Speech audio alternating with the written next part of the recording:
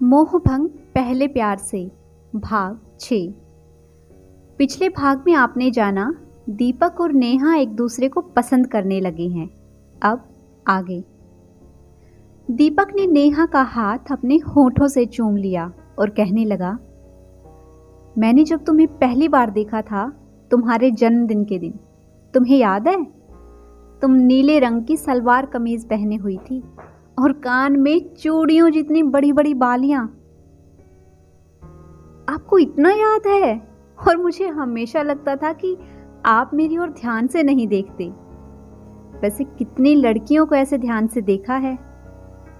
नेहा ने दीपक के हाथ से अपना हाथ छुड़ाते हुए कहा, अरे कसम से किसी को भी नहीं।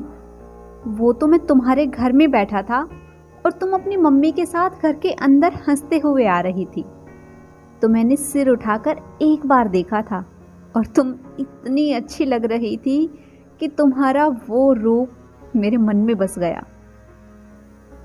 नेहा ये सुनकर हंसने लगी।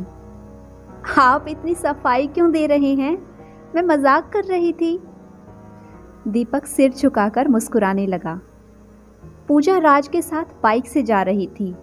एग्जाम सेंटर पहुंचने में लगभग 2 घंटे लगने वाले थे। धीमे धीमे बारिश हो रही थी और हवा भी चल रही थी, जिससे दोनों को थोड़ी ठंड लग रही थी। पूजा को राज के साथ जाना किसी सुहाने सपने की तरह लग रहा था और उसके होठों पर हल्की सी मुस्कुराहट थी। राज ने मिरर में पूजा को मुस्कुराते हुए देखा तो पूछा, तुम्हें ठंड नहीं लग रही? नहीं, बहुत अच्छा लग रहा है। काश ये सफर कभी खत्म ही ना हो। क्यों, एग्जाम नहीं देना? राज ने हंसते हुए पूछा। राज की हंसी से पूजा जैसे होश में आई। क्या कहा आपने? मैंने ध्यान नहीं दिया। कुछ खास नहीं। उसके बाद दोनों ने कोई बात नहीं की। एग्जाम सेंटर आ गया था तो पूजा अंदर चली गई। पेपर खत्म होने के बाद थोड़े पहले ही राज पूजा का इंतजार कर रहा था। पूजा के बाहर आते ही राज उसके पास आ गया और पूजा तुरंत बाइक पर बैठ गई तो राज ने बाइक बढ़ा दी। हमें तो दूसरी ओर जाना था ना? हाँ, पर मुझे बहुत भूख लगी है। तुम्हें नहीं लगी? एक्चुअली लगी तो बहुत है। एग्जाम की टेंशन में सुबह भी ठीक से नहीं खाया था। पता था मुझे। कितनी कमजोर दिख रही हो, इसीलिए होटल ले जा रहा हूँ। कुछ खा ले फिर चलेंगे। ओके। वैसे तुमने बताया नहीं पेपर कैसा हुआ? हाँ, ठीक से लिखा। चलो तो टेंशन छोड़ो और स्माइल करो। दोनों एक ढाबे पर खाना खा रहे थे। पूजा, तुमने होटल जाने से मना क्यों कर दिया? मुझे ढाबे का खाना बहुत पसंद है। पैसे भी कम लगते हैं और खाना भी ऐसे अपने हाथ से खाओ, कोई जज नहीं करेगा। पर मैंने आपको कोई फोर्स तो नहीं किया था, फिर मेरी बात क्यों मान लिया आपने? पूजा ने राज की तरफ अपना हाथ बढ़ाया। राज, मुझसे दोस्ती करोगे? एक शर्त पर। क्या? दोस्तों को आप नहीं बोलते। ठीक है, तो राज मुझसे दोस्ती करोगे? हम दोस्त ही हैं पूजा। वेटर खाना लेकर आ गया था तो दोनों चुप हो गए। वापस लौटते वक्त दोनों बातें करते हुए आए तो समय का पता ही नहीं चला। राज ने पूजा को उसके घर छोड़ दिया और नेहा को अपने साथ ले आया, क्योंकि शाम के 6 बजे थे। रोज साथ साथ जाते हुए दोनों में अच्छी दोस्ती हो गई थी। आज लास्ट पेपर था। पूजा एग्जाम देकर बाहर आई तो राज उसे लेकर पहले ढाबे पर गया और खाना खाने के बाद बाइक किसी और दिशा में बढ़ा दी। राज, हम कहाँ जा रहे हैं? मुझ पर यकीन है? खुद से ज्यादा। तो चलो। राज ने बाइक की स्पीड बढ़ा दी और पूजा ने राज को कमर से कसकर पकड़ लिया। हल्की फुल्की बारिश हो रही थी, इसलिए सड़क भी लगभग खाली थी, पर 10 मिनट बाद ही बारिश ने जोर पकड़ लिया। तो राज ने बाइक रोक दी और बारिश से बचने के लिए दोनों एक बिल्डिंग के नीचे खड़े हो गए। पूजा का सूट बिल्कुल भीग चुका था और राह चलते लोग उसे घूर रहे थे, इसलिए राज ने अपनी शर्ट खोलकर पूजा को पहनने को कहा। और आप? पूजा ने नजर नीचे करते हुए कहा। पूजा, मुझे कोई नहीं देख रहा, पर तुम्हें सब घूर रहे हैं। और देखो, मुझे तो तुम भी नहीं देख रही, बाकियों को छोड़ो। राज ने हंसते हुए कहा तो पूजा भी मुस्कुरा दी। थोड़ी देर बाद बारिश रुक गई थी तो राज ने बाइक स्टार्ट कर दी और पूजा राज के पीछे बैठ गई। पूजा राज के कंधे पर हाथ नहीं रख रही थी तो स्पीड ब्रेकर के पास थोड़ा गिरने लगी। तब राज ने पूजा को थोड़ा डांट दिया। क्या कर रही हो? मुझे पकड़ो, वरना खुद भी गिरोगी और मुझे भी गिरा दोगी। राज के गुस्सा करने के बाद पूजा ने राज के कंधे पर अपना हाथ रखा। पूजा के हाथ की छुअन से राज के मन में सिहरन हो रही थी। उसे समझ नहीं आ रहा था कि मुझे क्या हो रहा है। कितनी बार निधि के साथ बाइक पर बैठकर गया था, कितनी बार निधि को अपनी बाहों में लिया, पर जो एहसास मुझे आज हो रहा है वो तो बिल्कुल नया है। निधि के करीब आने से ज़्यादा नशा मुझे इस बात पर आ रहा था जब पूजा मुझे शर्टलेस देख नहीं पा रही थी। क्या हो रहा है मुझे? उधर पूजा सोच रही थी, राज मुझसे बहुत नाराज़ हो गया है, इसलिए बात नहीं कर रहा है। और ऐसे ही खामोशी से रास्ता तय करके दोनों पूजा के घर पहुंचे। पूजा चुपचाप अंदर चली गई और राज नेहा को लेकर अपने घर आ गया। आज 4 दिन ही हुए थे राज को पूजा से मिले, पर उसे ऐसा लग रहा था कि बहुत दिन से पूजा को नहीं देखा है। उस दिन दीपक से बात नहीं हो पाई थी, इसलिए महेश जी ने उसे आज फिर बुलाया था। दीपक महेश जी के साथ बैठा था। दीपक, मैंने तुम्हें किस लिए बुलाया है, तुम्हें कुछ तो अंदाज़ा होगा। जी अंकल, मुझे नेहा ने बताया है। तो बेटा, तुम्हें कुछ बोलना है? अंकल, मैं भी नेहा से बहुत प्यार करता हूँ, मगर आप तो जानते ही हैं, मैं पूजा की शादी पहले करना चाहता हूँ। 1 साल हो गए मैरिज ब्यूरो से संपर्क किया, पर कहीं बात नहीं बन रही है। कहीं लड़का अच्छा नहीं मिलता तो कहीं दहेज ज़्यादा मांगा जाता है।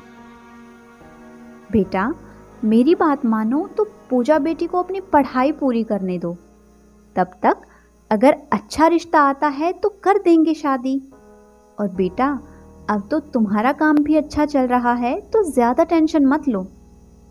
जी अंकल, आप सही कहते हैं, मैं शादी के लिए तैयार हूँ। नेहा कमरे के बाहर ही थी। दीपक की हाँ सुनकर वो बेहद खुश हो गई। थोड़ी देर बाद दीपक चला आया। आरती आकाश के मम्मी पापा का बहुत ख्याल रखती है, वो भी उसे बहुत मान देते हैं। आकाश तो आरती का दीवाना ही हो गया है। आरती अपनी माँ को फ़ोन लगा रही है। आकाश अपने मम्मी पापा के साथ बैठकर बातें कर रहा है। फिर अपने रूम में आ गया और पीछे से आरती को गले से लगा लिया। मम्मी से बात कर रही हो? हाँ, आरती ने आकाश की बाहों में शर्माते हुए कहा। दो, मुझे भी बात करनी है। आरती ने फ़ोन आकाश को दिया और उसकी बाहों से निकलकर मुस्कुराने लगी। प्रणाम माँ। खुश रहो बेटा। आप कैसी हैं माँ? मैं बहुत बढ़िया बेटा, आप बताइए, आरती आपका ध्यान तो रखती है ना? ये आपने बहुत अच्छी बात पूछी माँ। आरती ना मेरा बिल्कुल ख्याल नहीं रखती। बहुत बार तो मुझे मेरे कमरे से भी बाहर निकाल देती है। और आप जानती हैं माँ, मेरे मम्मी पापा भी इसकी बात मानते हैं, मेरी नहीं। बेटा परेशान मत होइए, मैं हूँ ना, मैं बस आपकी बात सुनूंगी। थैंक यू माँ। अच्छा बेटा, एक खुशखबरी है, नेहा की शादी तय हो गई है। ये तो बहुत अच्छी बात है माँ। अच्छा माँ, आरती से बात कर लीजिए, मुझे गुस्से में घूर रही है। आकाश ने फ़ोन आरती को दे दिया और उसे पीछे से पकड़कर उसके गर्दन पर अपना सिर टिका लिया। थोड़ी देर बात करने के बाद आरती ने फ़ोन रख दिया और पलंग पर बैठ गई। आकाश ने आरती की ओर देखा। आरती ने अपने दोनों कान पकड़ लिए और बोली, सॉरी आकाश। आकाश उसके पास आ गया। माफ़ी नहीं मिलेगी, सज़ा मिलेगी। तो ठीक है, मैं आंख बंद कर लेती हूँ, जितने चाहे थप्पड़ लगा लो, 1 2 3 4 5, मैं कुछ नहीं बोलूँगी। सोच लो, फिर बाद में शिकायत मत करना। नहीं, बिल्कुल नहीं। आकाश ने आरती के चेहरे को अपने हाथों से पकड़ा और उसे गाल पर चूमते हुए गिनती कर रहा था। 1 2 3 4 5। फिर बोला, 5। अब देख लो, बस 5 ही ली हैं, एक भी ज़्यादा नहीं। आरती की नज़रें नहीं उठ रही थी और आकाश मुस्कुरा रहा था। आप बैठिए, मैं आपके लिए दूध लेकर आती हूँ। बोलकर आरती शर्मा कर भाग गई।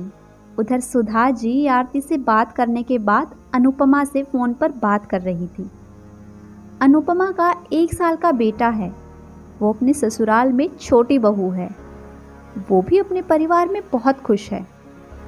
माँ से बात करने के बाद अनुपमा नेहा से बात करती है। हेलो दीदी, आप कैसी हैं? और बाबू कैसा है? बोलना शुरू किया या नहीं? अरे बस बस, एक साथ इतने सवाल। यहाँ सब अच्छा है, बाबू भी 1 साल का है, बस माँ पापा बोलता है और कुछ नहीं। तू बता, तेरी तो लव मैरिज हो रही है, तो दीपक ने तुझे प्रपोज कैसे किया? कुछ मुझे भी तो बता। दीपक के नाम से नेहा को शर्म आ गई। क्या दीदी, आप भी? दोनों में थोड़ी देर ऐसे ही हंसी मजाक की बातें हुई। फिर बाबू उठ गया तो अनुपमा ने भी फ़ोन रख दिया। सुधा जी तो धूमधाम से शादी करना चाहती थी, पर दीपक ने कहा, सगाई मैरिज हॉल में कर लेते हैं, पर शादी मंदिर में कर लेंगे। कोई फ़ायदा नहीं होता, सबसे ज़्यादा ज़रूरी भगवान और बड़ों का आशीर्वाद मिलना है। फिर सबने बात मान ली थी। महेश जी और सुधा जी भगवान को बार बार धन्यवाद देते कि उन्होंने इतने अच्छे दामाद दिए जो बेटे की तरह ख्याल रखते हैं उनका। दीपक नेहा से फ़ोन पर बात कर रहा है। आज तुम आई नहीं? मम्मी ने कहा है अब सगाई तक नहीं मिल सकते हम। नेहा, तुम इतने दिन मुझे देखे बिना रह लोगी? हाँ, थोड़ी याद तो आएगी, पर इट्स ओके। बस 10 दिन बाद ही तो हमारी सगाई है। नेहा ने दीपक को परेशान करने के लिए कहा। तुम बड़ी बेरहम हो यार, मुझे तो तुम्हारी बहुत याद। सुनो, रोज़ वीडियो कॉल करूँगा मैं। नेहा हंसने लगी। तुम्हें मज़ा आ रहा है ना? ले लो, पर शादी के बाद तुम्हें कहीं जाने नहीं दूंगा। अच्छा जी, तो क्या कैद कर देंगे आप? हाँ, अपनी नज़रों में, अपने दिल में। दीपक प्यार से मदहोशी में कह रहा था और नेहा दीपक की प्यार भरी बातों में खुद की किस्मत पर भगवान को धन्यवाद कर रही थी। क्या होने वाला है कहानी में आगे, जानेंगे कहानी के अगले भाग में। तब तक अगर आप सभी ने इस कहानी के पिछले भाग नहीं सुने हैं तो चैनल पर विज़िट करके इसके पिछले भाग ज़रूर सुन लें। अगर आप सबको आज की ये कहानी पसंद आई है तो वीडियो को लाइक कीजिए, शेयर कीजिए। अगर आपने अभी तक इस चैनल को सब्सक्राइब नहीं किया है तो जल्दी से चैनल को सब्सक्राइब कर लें। Thanks for watching.